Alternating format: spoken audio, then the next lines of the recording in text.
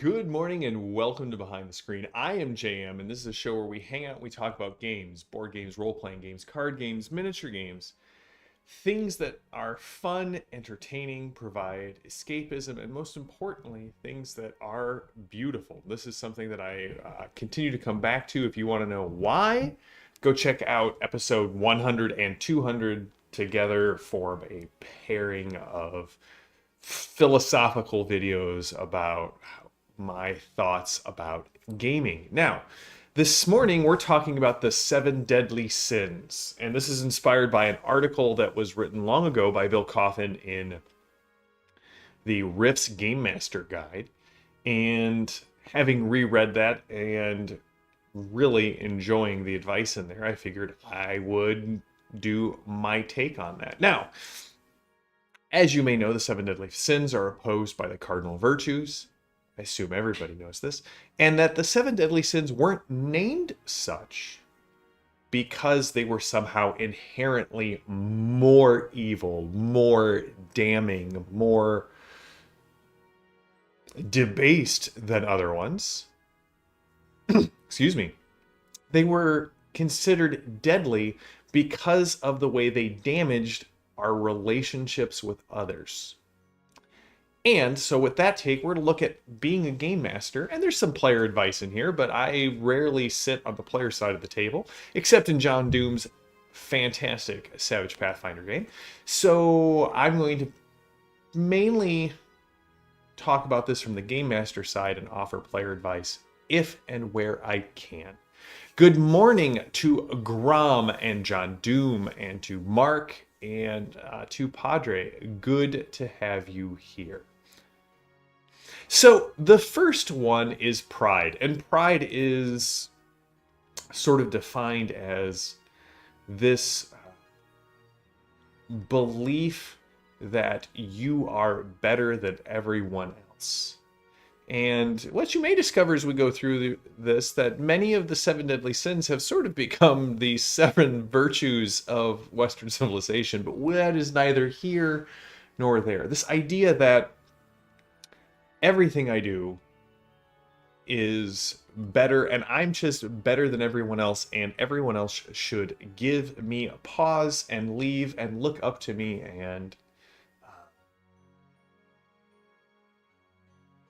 admit that I'm the best. This, self-respect is, we could get into a whole digression here on how the sins are really just perversions of other virtues, as St. Augustine would have us learn. But self-respect is something we should all have. We should all believe in ourselves. But this takes that self-respect and perverts it to everyone else is not as good as I am, and everyone else should bow down and essentially worship, right? This is very often seen in people in the spotlight. That's how I will put that. But what does it mean in gaming?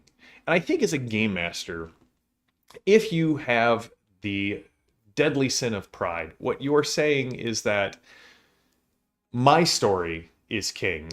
I don't care what the rest of you are bringing to the table. Now, a lot of these may come off as like railroading GMs, but I think this is a very specific type of GM sin. This is the type of GM sin where, really, buddy, we should be writing novels. We shouldn't be running games. This is the game master who says, "Oh no, you can't do that because that would change what I have planned." And no, I'm not going to allow it.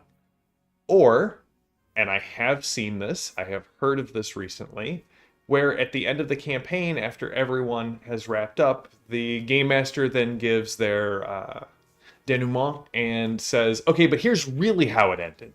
Your character did this, and your character did this, and what you wanted to do after your game doesn't happen. This is bad in GMing because it totally destroys the trust that exists between the players and the GM. It destroys player agency. The players don't even need to be there. Why are you even running a game? You could just be controlling everything. And I think this is damaging to our relationships with the people that we're playing with. If you're saying my story is more important than our story, and my story and what I want to have happen is more importantly than your agency, especially if you rob a player of their agency during or after a game, you're not going to have a table. That is going to destroy the relationship you have with the table, and nobody's going to want to play in your game. So beware the sin of pride. So envy is wanting what other people have. It's sort of covetousness. It's not a, hey, that's cool and I like, that's awesome and I enjoy hanging out and participating in this thing with you, but this kind of gnawing, they have it, I don't, I want it kind of feeling. And obviously, this breaks down relationships with people because suddenly you don't see someone as a person, you see someone as the thing keeping you from having what you want. We used to have fairy tales to warn us against this type of behavior, and now instead we have advertisement which encourages this type of behavior. But again, neither here nor there. That is a digression for a completely different channel. So what does envy mean in gaming? Well, a couple of things. I mean, sure, you could be envious of your player's sweet, sweet dice collection or their super well-painted mini. But I think really from a game master's perspective, this is, I don't like the role that I've taken. I want what you guys have. So this can be anything from I'm inserting my super powerful GMPC and I get to do all of the things that I want to do in the game because I really would rather be playing. Or stealing the spotlight from a player. I've seen this. I've had this happen in my games. I have been guilty of this myself, where one player's on fire and instead of letting them have the spotlight, I keep trying to steal it back for my NPCs. Now I haven't done this in a while, but I'm being honest. This is a little bit of a GM confessional, as Mark pointed out. This happens. And again, it makes the person who you stole the spotlight from feel awful, ignored, like you're not really seeing or hearing them. And this is an easy one for me to say for player advice. Don't be a spotlight hog. Don't constantly be talking over someone else. If they have a good idea, maybe your idea is better, at least in your own head. But they came up with their idea first. See how you can support them. Again, I'm thinking back to a convention game that I just ran where I had 3 really prideful and envious players, not speaking categorically about the state of their soul, but just the state of their play at my table.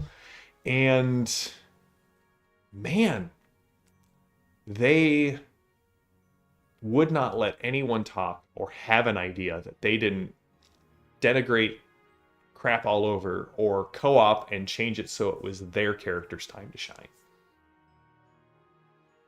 Don't be that player. Yes, Padre, this is a good one for players as well. As a player, make a character that shares with the team, right? The role-playing games is a group activity, a group sport. You don't need to be the best at everything. You need to be good at one thing, maybe 2, some supporting skills, and let every player have their chance to shine. Morning, Tink. Good to see you. Gluttony.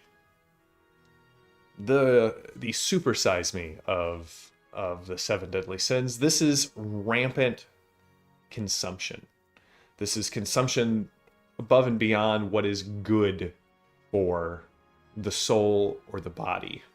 And it kind of goes with envy. What's really interesting, if you go take a look at superstitions and mythology and the practice of the evil eye, they're linked back to envy and gluttony. This idea that you can that reality is a zero-sum game. So if someone's benefiting, if someone has excess, that means someone else is in the losing seat. That's really what the evil eye was about. The evil eye was a way to curse someone so they would lose what they had, and then you would gain some of this. Now, gluttony, I mean, it could be snack related, Padre, but I think in games this is on both sides. You can feed your players gluttony by running what used to be called a Monty Hall campaign. Because as the GMs, we're coursing through our books and we're seeing all of this cool stuff, and we want to just gift it to the players. And without effort, rewards don't feel earned.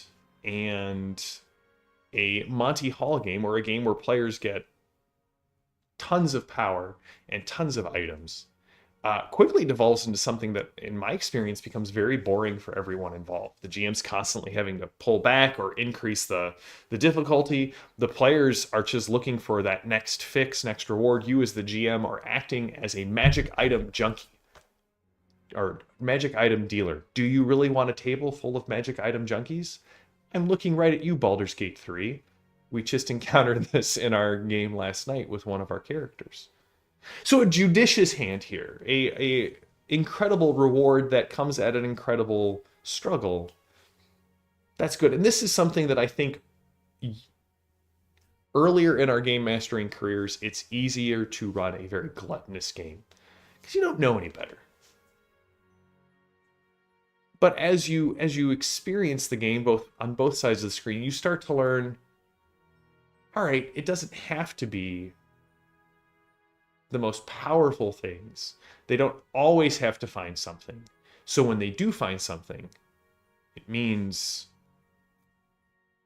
it's rewarding, right? Because the thing is that a rich food or a rich dessert is a reward. It's a treat. It's something we cherish. Everything is rich. Then it sort of loses its taste and flavor.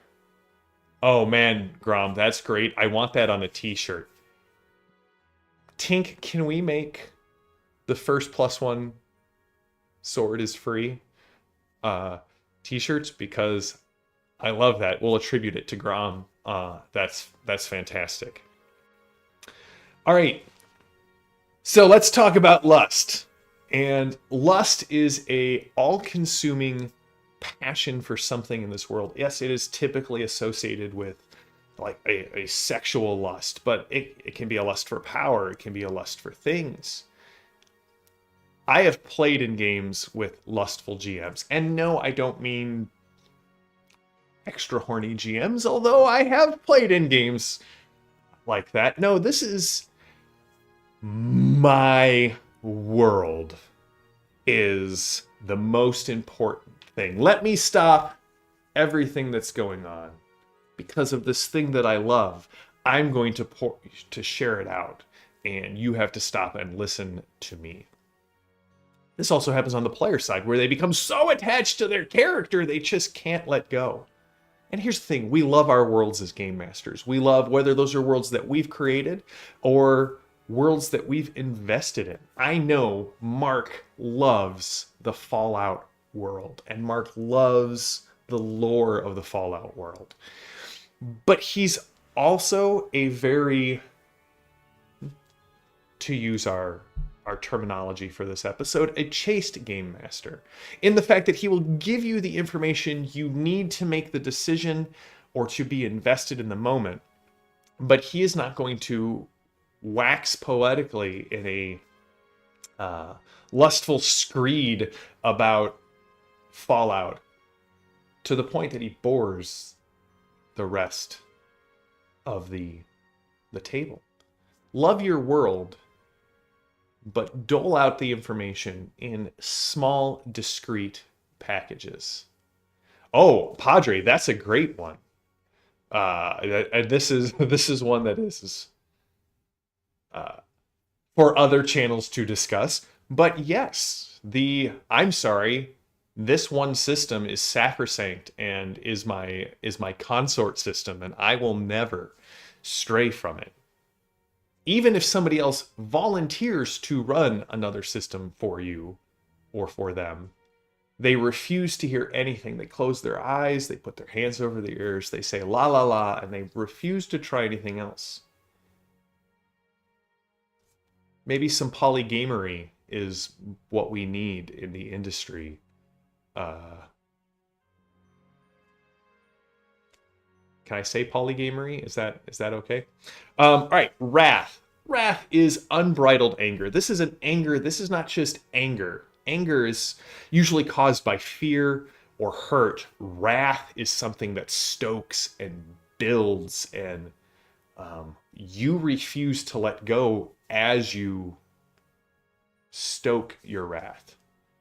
It's not a good thing for your health, for your blood pressure, for the relationships around you. Now, at the gaming table, wrath is most often embodied, if you will, in the adversarial DM or the adversarial players. The people who come to the table and say, only one side can win. It's either us or it's them. And I've had players who approach the game very adversarial to me as the GM or to other players. And that's not great. Like, even in the early days, where a lot of people are like, oh, it was always adversarial in the early days. One, most people who say that weren't alive during the early days, and so know nothing of which they speak. And that applies to a lot of comments about the early days of gaming. But two, there was this, especially in some of the tournament modules, which, let's take a step back and think about that. They were tournament modules. They were designed to be able to generate a score and compare your group's progress to someone else. That's inherently a competitive style of play. I've never played with an adversarial GM because the GM has all the power. If they want to say, rocks fall, you all die, they can say rocks fall, you all die. But we hear stories about this, and there are times where we fall in love with our villain and want him to be a little bit, have a better showing. But here's the thing. Role-playing games are about community, they're about friendship, they're about the people around the table. There's no place for wrath there. Yeah, maybe the player kills the Caius, the worm god, in a single round. But just remember, they had problems with Drow earlier in that campaign. Yeah, Mark, I've only seen adversarial GMs show up once or twice. Now, I love GMs who play dirty. I love GMs who make the game difficult. I am a GM who plays dirty and runs difficult campaigns. But I'm always rooting for my players. I'm never doing it out of anger or out of some desire to show that I can use the rules better than you can. Would Wrath include GMs who have a lot of anger about politics and issues and bring it into the game? Sure, just lob that grenade in here, Tank. Why don't you? Yeah. Here's the thing, and I think that might also tie into our next one, which is greed. Greed is pulling everything into yourself, making everything about you. You desire everything, and so everything has to conform to sort of your views and your possession. How do you possess this thing? What's really interesting about greed is it's what happens when we invert the relationship between subject and object, where I, as the subject, may own this coffee cup and enjoy the coffee within it. When I am greedy for coffee, that has power over me, where the object becomes enthroned above the subject. And so greed says, I know how this game should go. And only my vision of how this game should go. And I'm not talking about story. I'm talking about themes. I'm talking about style of play. I'm talking about what people are most comfortable with at the table. I'm talking about, what level of political discourse do we all enjoy at the table? And the greedy person is going to go, no, I don't care how you want to play the game or what makes this night special and enjoyable for you. It's all about my fun and the way I want this to go. Some players who fall in tropes like this, the classic edgelord lone wolf, the person that Molly and John brought up about the character, the person who wants to turn game night into their own personal stump to discuss politics or the world or anything about gaming, or has to force everything that you do at the table through a specific lens, whether that's philosophical or theological or political or yeah. As a game master, that's ignoring your player's comfort, I think. I love running dark and twisted horror games, but I also know that a couple of my players get physically ill when certain body horror tropes come up. I'm not a jerk, nor am I a greedy game master. So I do my best, and I fail sometimes, because when I get in the moment, sometimes my mouth runs faster than my brain can keep up, to stay away from the things that, like, they don't mind the horror, they just want one or two things toned down. As a greedy game master, be generous with your players, because after all, for most of us, people sitting around the table are our friends. Don't let these sins destroy the relationship that you've built around the table. And last but not least, was not even going to do this one, just didn't feel like it, is sloth.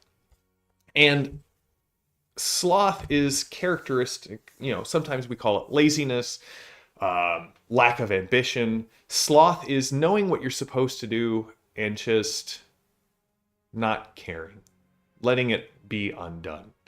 And what Bill Coffin took an interesting take on this, and I liked it so much, it's actually informed my game mastering for a while. And that is, don't be lazy in your rulings. Thanks, guys. I appreciate that one. There are times when we should look up rules. There are times, we're playing a game. It's a social contract. The rules are the truth of our game that we're all agreeing to play by. But sometimes we can be slothful as GMs in our slavish devotion to the rules. Let's stop everything, and I know that this rule exists. Let me flip through the rule book and find the exact ruling that I need here. And here's why that's slothful. Because it doesn't require any creativity or action on your part as the GM. And what it does is it grinds the game to a halt. Did you really need to know how grappling works? Which is always grappling, let's be honest. Doesn't matter what game we're playing, we're always looking up the grappling rules.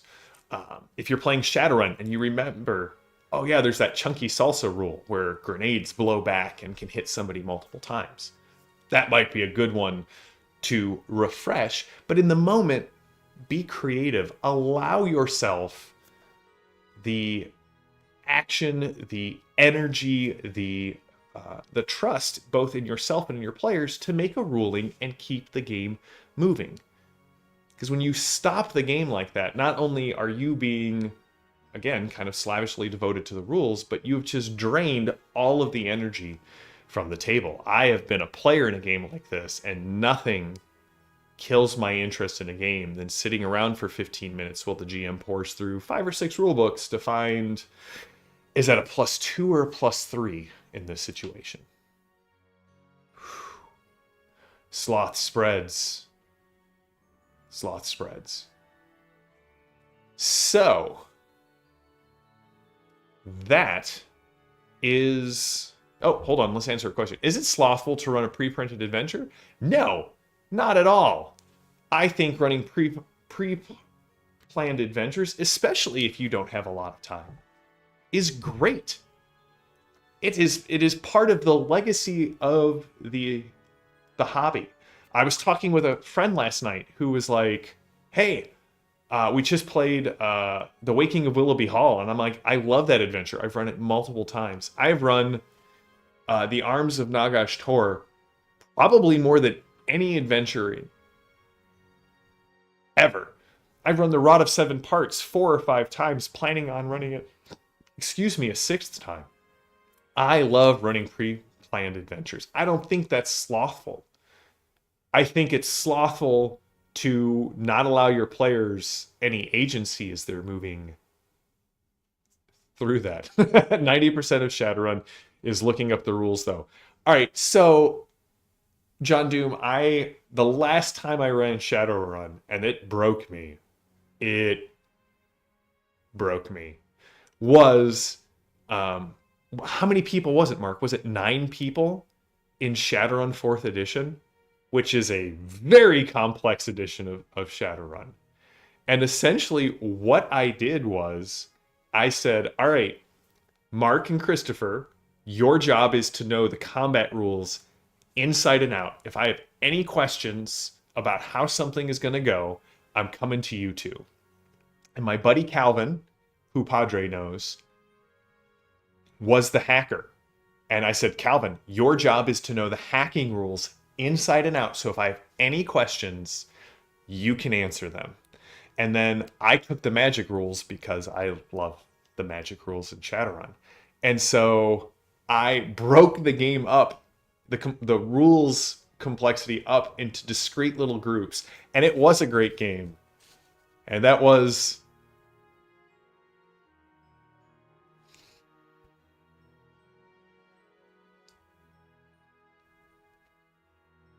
Man, I would we should do a Shadowrun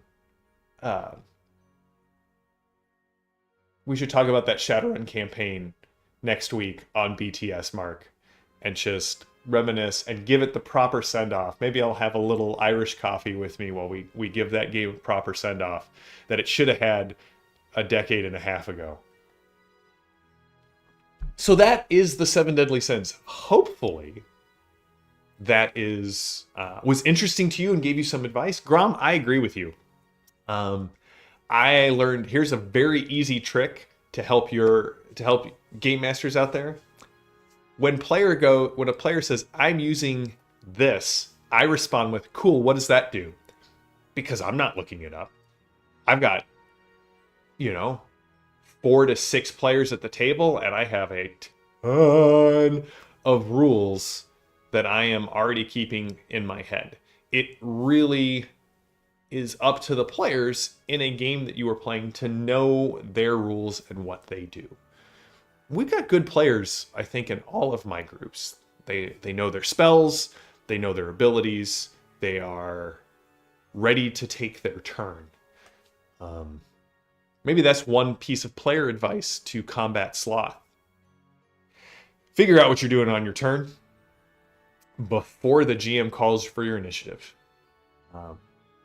I know a lot of times I'm like, all right, what are you doing on your turn? Okay, well, what's going on? Well, had you been paying attention for the last 30 seconds, you would know the situation. Pay attention, figure out what you're going to do, and if you don't know what you're going to do, just fake it. Because usually swinging your sword is a correct answer in most of these in these situations. And I will also toss out there that if you are looking a way to speed up your game, highly recommend rolling attack and damage at the same time. Get 2 sets of, if you're playing Savage Worlds, roll 2 different colored dice. It's one of the things I love most about running on Foundry is that the attack roll and the damage roll follows the attack roll immediately. So on Thursday, we're going to have another little discussion about beauty and a discussion about games as a way to kind of combat postmodern doldrums is the working title. I may have a better title by Thursday, but I will see you guys all on Thursday. Evan and I are planning the next Exploring Glorantha, which I think will be not this weekend, but next weekend. And that's it for today. Until next time, stay safe, stay healthy, stay gaming. I am JM. This has been Behind the Screen, and I will see you all later this week. Until then, have a good one.